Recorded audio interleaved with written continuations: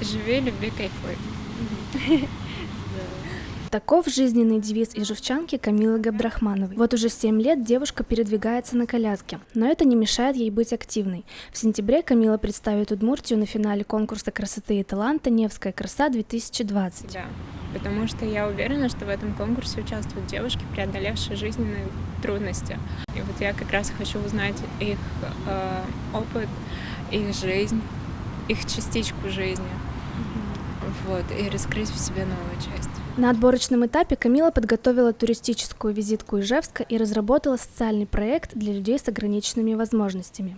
К финалу недавно отсняли видео-визитку о себе.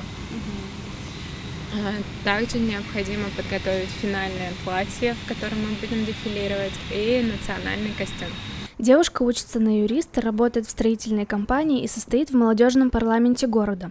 А еще Камила водит машину, пишет стихи, играет на фортепиано и планирует открыть свое дело. И все это параллельно с подготовкой к конкурсу. Кстати, проголосовать за Камилу Габдрахманову можно в официальной группе конкурса «Невская краса» ВКонтакте.